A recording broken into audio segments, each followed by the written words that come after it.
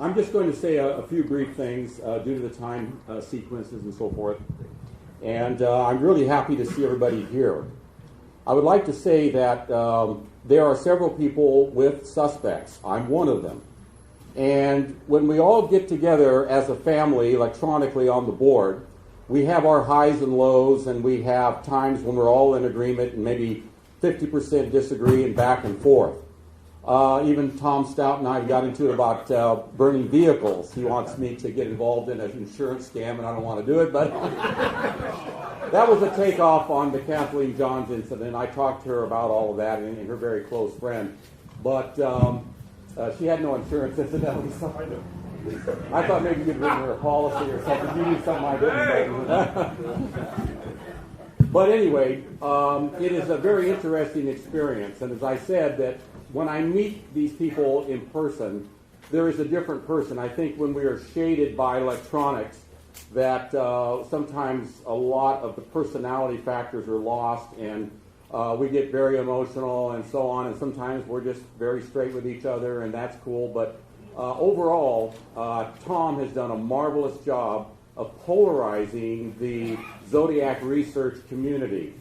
And I want to thank him, and I know it's from all of you, the tremendous and stellar work that he has done over the years. Matter of fact, he has collected more documents than the LA PD, the Vallejo PD, the Napa PD put together. And I think that we should all give Tom Boyd a round of applause for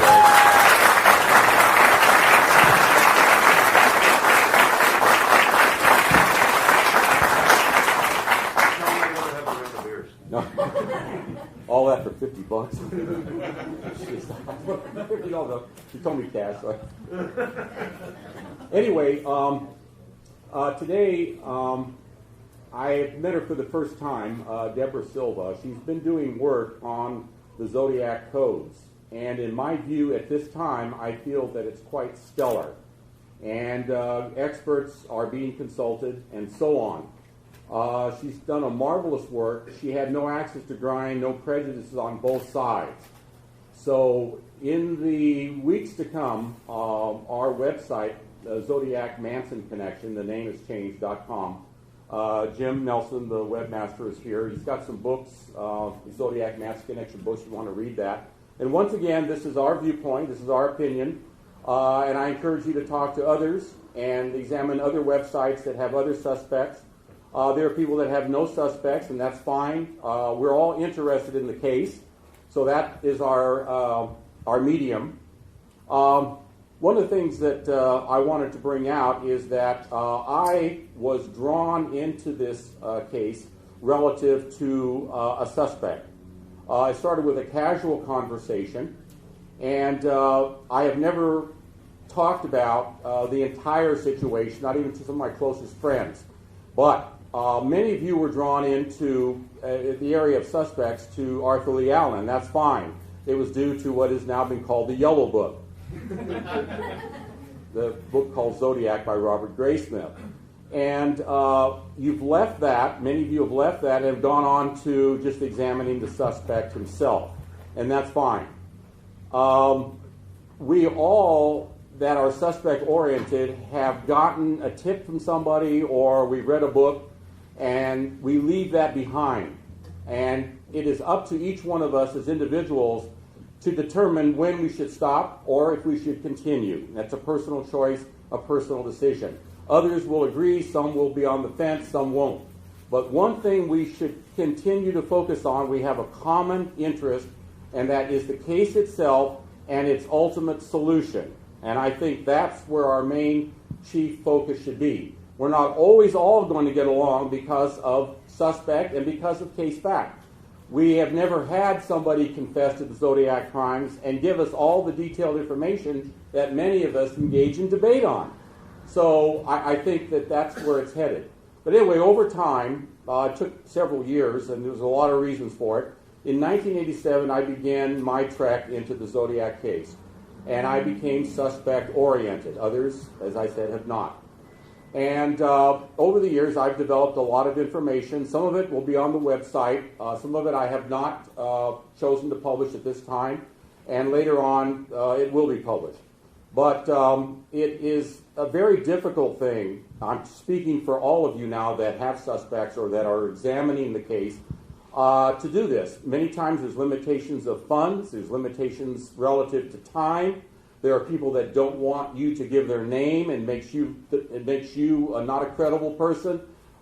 They put certain stipulations on if I give you this information, you're not going to do this or that, and it can become very, very difficult. So it is a frustrating thing, and I'd like to applaud all of you that have spent many years actually on the case. One of the chief posters, and I think all of you agree that visit ZODIACKiller.com, is Ed Neal. And he's been called the Prince of Posters. There are a lot of excellent posters on there. There's posters that are way up there like Ed, and I'm way down here. I can barely type. That's one of the things that's spatial reasoning. I'm a right-brainer, so it's very difficult. But one of the things that I'd like to bring out is that Ed knows the case in detail. He can tell you the miles between certain distances. He can tell you the toothpaste that Arthur V. Allen used. I mean, he's very detail-oriented, and I think all of us will recognize that. And he told me not to call him the Prince of Posters. We're in San Francisco, so Prince is out. He's just a good poster. But I like to recognize him. I think we should give him a hand.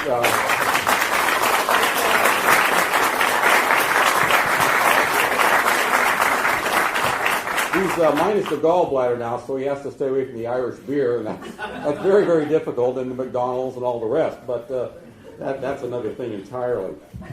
So we have a lot of really interesting posters on there. We have people that are very articulate and can state their case very well. I'm not one of them.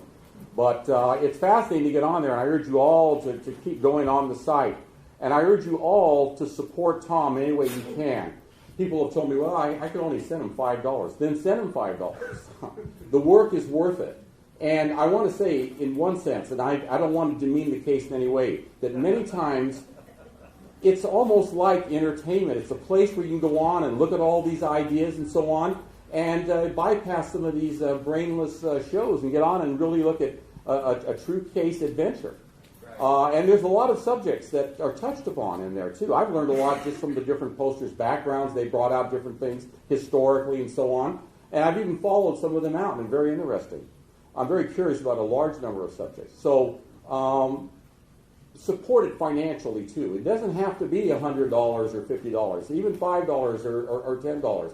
Tom really, really needs our support. And I'm saying this for myself.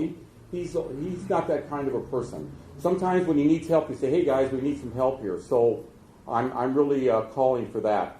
So I'm not going to say much more, but do watch our site. When we post some of this material in the future, it'll go up suddenly, and that'll be that. Right now we're going to be consulting with experts and so forth, and want to be cautious. It's a very difficult case. As I said before, the suspect has never been ID'd.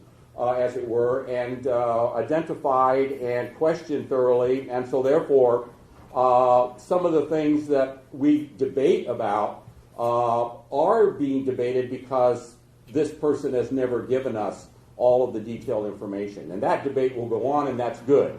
And as I said before, there's going to be highs and lows concerning emotion and all the rest. But go on anyway. People say, well, you guys just fight all the time. Not all the time. Just some of the time. But I think that you'll find it a great experience and try to support the site. That's very, very important. A lot of people have told me when that site goes down, their spirit drops. So it's a good thing to do. It's a humanitarian thing. Finding information with the focus toward a solution is a humanitarian thing. I think detectives like Bill Baker, who's now retired, and others are really true humanitarians. They're giving their all to help society, to protect society, to expose the evil that is out there. And he can tell you about some of the cases that he's engaged in the past. Very difficult, very stressful on these people, men and women alike. So I think that the police should be supported. Doesn't mean we put them on a pedestal and say, oh, they're perfect. But we support them. I support my local police in every way that I can. And I think that's always a good idea for everybody in every community. They stand between us and that personified evil that's out there, the criminal. So I want to thank you for coming and for putting up with me for a few minutes, and back to Dr. Van Ice.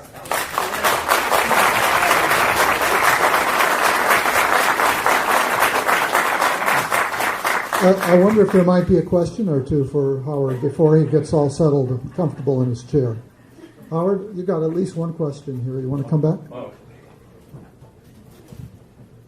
How many psychiatrists do I have? You need to speak up big and loud, okay? Huh? Oh, it's the ZODIAC MansonConnection.com. Not quite yet. It'll be shortly. Yeah, shortly.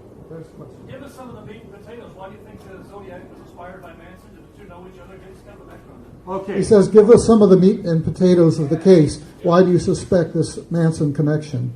My suspect is Bruce Davis. He was second in command, excuse me, I'm sorry, in the family. Many of the subject matter that comes from the Zodiac case relates to the things that he was familiar with. Of course, he was in many of the areas. I've been able to place him even to Lake Tahoe. If Donald Lass is a Zodiac victim, he was there working. He had a fake driver's license.